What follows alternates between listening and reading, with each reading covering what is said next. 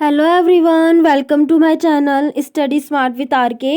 ये आज की 16 जनवरी की कुमार गौरव सर की करंट अफेयर्स क्लास का रिवीजन है, जिसमें हम उनके 11 करंट अफेयर क्वेश्चंस का रिवीजन करेंगे। आपको क्लास पसंद आए तो प्लीज़ वीडियो को लाइक, शेयर और सब्सक्राइब जरूर कीजिएगा और इसकी पीडीएफ आपको मेरे टेलीग्राम चैनल पर मिल जाएगी। तो चलिए स्टार्ट करते हैं। फर्स्ट क्वेश्चन है कि भारतीय सेना दिवस 2024 का आयोजन कहाँ हुआ है? तो कहाँ पर हुआ है? लखनऊ में हुआ है और 15 जनवरी को ही मनाया जाता है। तो 15 जनवरी को मनाया जाता है भारतीय सेना दिवस। इसकी थीम क्या है इस बार की? राष्ट्र की सेवा में। और ध्येय वाक्य क्या है भारतीय सेना का? सेवा परमो धर्म। और परेड का जो नेतृत्व है वो किसने किया है? मध्य कमान लखनऊ ने। अब 15 जनवरी को ही क्यों मनाया जाता है? क्योंकि 15 जनवरी 1949 को जो है भारतीय सेना के पहले भारतीय कमांडर इन चीफ जो एम करियप्पा वो बने थे। नेक्स्ट है कि भारतीय सेना में जो 5 स्टार रैंकिंग वाले दो ही लोग हैं, कौन कौन से हैं? एक तो है एम करियप्पा है और एक सैन मोनेक्शा है, जिनको 1971 के वॉर के अंदर बनाया गया था। तो ये दो ही लोग हैं जिन्हें भारतीय सेना में 5 स्टार रैंकिंग मिली है। फिर 2024 की बात करें, इसमें भारतीय सेना में 2024 को जो है भारतीय सेना ने प्रौद्योगिक अवशोषण वर्ष बनाया है, टेक्नोलॉजी एब्जॉर्प्शन ईयर मनाया है। इंडियन आर्मी के हेड कौन है? मनोज पांडे।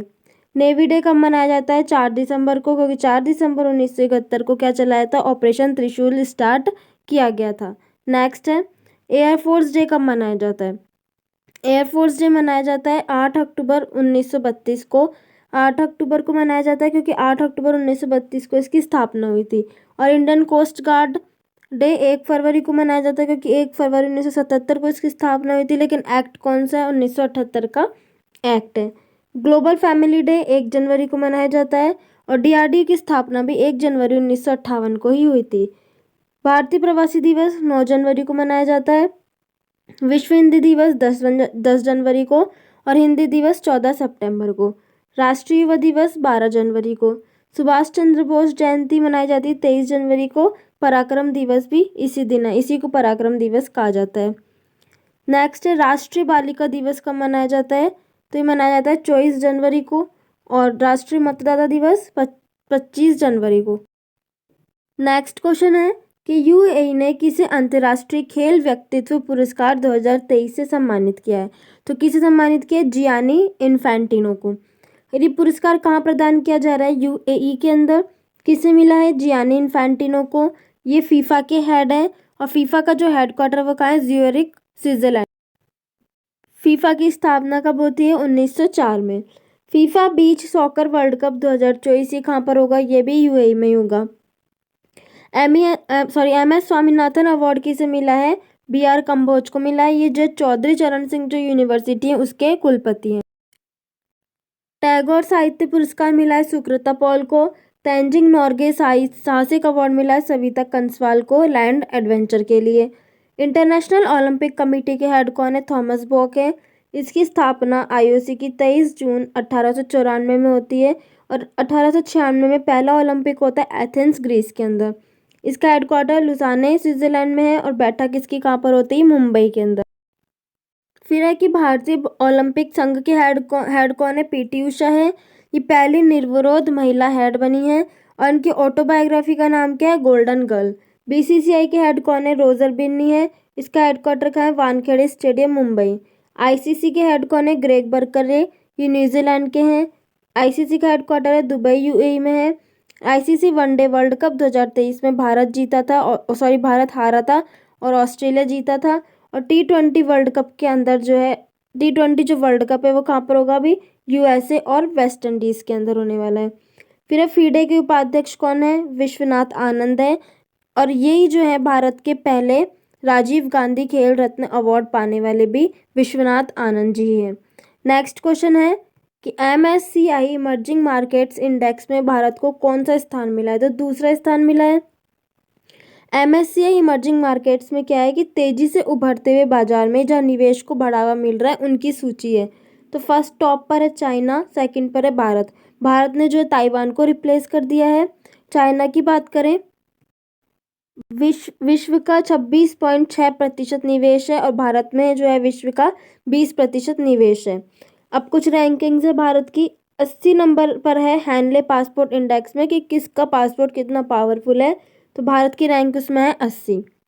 नेक्स्ट है 111 रैंक किस में है, ग्लोबल हंगर इंडेक्स में है। 40वीं है ग्लोबल इनोवेशन इंडेक्स में। 161 है प्रेस फ्रीडम इंडेक्स में। 7वीं रैंक है ग्लोबल क्लाइमेट चेंज परफॉर्मेंस में। 4थी है फायर पावर इंडेक्स में, यूएसए रूस और चीन के बाद। 126 है पीस और हैप्पीनेस इंडेक्स में, खुशहाली में और शांति में। और 127 है जेंडर गैप इंडेक्स में। नेक्स्ट क्वेश्चन है कि भारत के पहले और एशिया के 5वें डार्क स्काई पार्क की मान्यता किसे मिली है, तो किसे मिली है, पेंच टाइगर रिजर्व को। ये जो पेंच टाइगर रिजर्व है वो मध्य प्रदेश और महाराष्ट्र के दोनों, मतलब आधे आधे में बटा हुआ है कि आधा मध्य प्रदेश में और आधा महाराष्ट्र की बाउंड्री पर है। तो मध्य प्रदेश के तो सेवनी और छिंदवाड़ा स्थान है, और महाराष्ट्र का जो नागपुर डिस्ट्रिक्ट है वो वहाँ पर ये स्थित है। अब डार्क स्काई का मतलब क्या है कि यहाँ पे प्रकाश प्रदूषण को रोकना, और रात के अंधेरे में जो प्राकृतिक प्रकाश है, जैसे कि जो तारों का प्रकाश है, तारों की जो चांदनी है, उसका प्रयोग करना। नेक्स्ट है कि भारत का पहला डार्क स्काई रिजर्व क्षेत्र कौन सा है, तो वो है लेह लद्दाख। वीरांगना दुर्गावती टाइगर रिजर्व मध्य प्रदेश में है, 54वें नंबर का। रानीपुर टाइगर रिजर्व उत्तर प्रदेश में है, 53वां। रामगढ़ विश्वविद्यालय राजस्थान में है, 52 नंबर का। अब ये है कि कौन कौन से टाइगर रिजर्व कहाँ पर हैं, तो कर्नाटक में है बांदीपुर, अंशी, कुद्रेमुख, नागरहोल और बैनरघट्टा, ये कहाँ पर है, कर्नाटक के अंदर है। मध्य प्रदेश में है कान्हा, पन्ना और सतपुड़ा। राजस्थान में रणथंभौर, सरिस्का, मुकुंदरा हिल्स और केवलादेव। झारखंड में है पलामू और वेतला नेशनल पार्क है। उड़ीसा में है सिमलीपाल और भीतरकनिका। केरल में है पेरियार, पेराम्बिकुलम और साइलेंट वैली। छत्तीसगढ़ में इंद्रावती, गुरु घासीदास और कांगेर घाटी है। पश्चिम बंगाल में है बक्सा, सुंदरवन, जलदापरा और सिंगलाला। फिर नेक्स्ट है अरुणाचल प्रदेश में है नामदफा, मौलिंग और पक्के राष्ट्रीय उद्यान। और उत्तर प्रदेश में है दुधवा, पीलीभीत और रानीपुर। बिहार में वाल्मीकि टाइगर रिजर्व। महाराष्ट्र में टडोबा और संजय गांधी है। मिजोरम में है डंपा और मुरलेन नेशनल पार्क है। असम के अंदर है काजीरंगा मानस, देनपटकई, रायमोना, नामेरी और ओरांग टाइगर रिजर्व। फिर तमिलनाडु की बात करें, इसमें है मुदुमलाई, मुकुर्ती, मन्नार की खाड़ी और सत्यमंगलम। और तेलंगाना के अंदर है मृगवानी और अमराबाद। नेक्स्ट क्वेश्चन है कि विश्व आर्थिक मंच की 54वीं वार्षिक बैठक कहाँ प्रारंभ हुई है, तो कहाँ पर होती है इसकी विंटर की बैठक, दावोस के अंदर। विश्व आर्थिक मंच की स्थापना 1971 में होती है। इसका हेडक्वार्टर जिनेवा स्विट्जरलैंड में है। और इसकी 54वीं जो दावोस में जो बैठक हुई है, इसमें भारत की ओर से किसने भाग लिया है, स्मृति ईरानी, हरदीप पुरी और अश्विनी वैष्णव ने। इसका ध्येय वाक्य क्या है, रिकंस्ट्रक्शन ट्रस्ट, विश्वास का पुनः निर्माण करना। फिर इसका मेन फोकस जो है साइंस टेक पर है, और ग्लोबल जेंडर गैप इंडेक्स भी जो यही जारी करता है, वर्ल्ड इकोनॉमिक फोरम जारी करता है।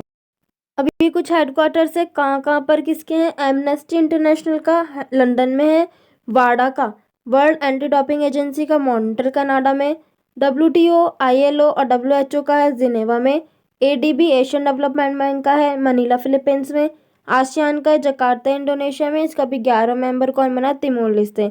बिम्स्टेक के पहले भारतीय महासचिव कौन बने, इंद्रमणि पांडे बने हैं। फिर नेक्स्ट है EU और नाटो का हेडक्वार्टर कहाँ पर है, ब्रुसेल्स बेल्जियम में है।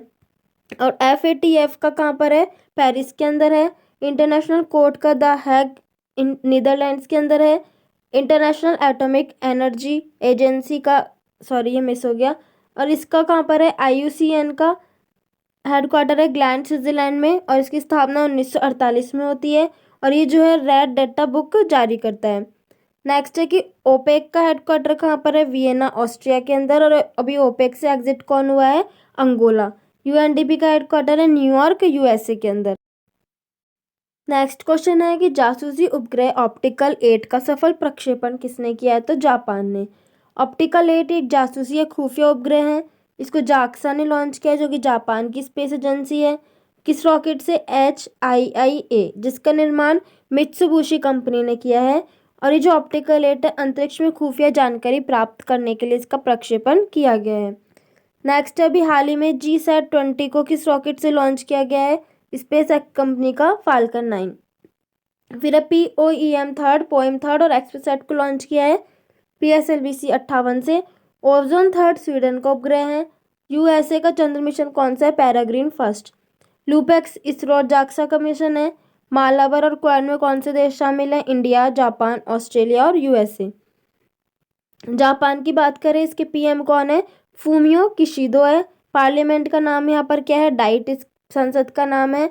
और जापान की करेंसी क्या है? येन है। राजधानी क्या है? टोक्यो, जो कि होन्शु द्वीप पर है। I2U2 में कौन शामिल है? वेस्टर्न क्वाड से कहते हैं। इंडिया, इजराइल, UAE और USA इसमें शामिल है। नेक्स्ट 7th क्वेश्चन है कि मकर संक्रांति के अवसर पर मकरविलक्कू उत्सव कहाँ आयोजित हुआ है? तो केरल में। केरल का सबरीमाला मंदिर है जो कि लॉर्ड अयप्पा को समर्पित है। अब मकर संक्रांति के अलग अलग नाम हैं। खिचड़ी उत्तर प्रदेश और बिहार में बोलते हैं। लोहड़ी हरियाणा पंजाब में। उत्तरायण गुजरात में। पोंगल तमिलनाडु में। और बिहू जो है असम में कहा जाता है। गज उत्सव कहाँ मनाया जाता है? काजीरंगा असम के अंदर। नवरोज पारसी धर्म का हैप्पी न्यू ईयर है।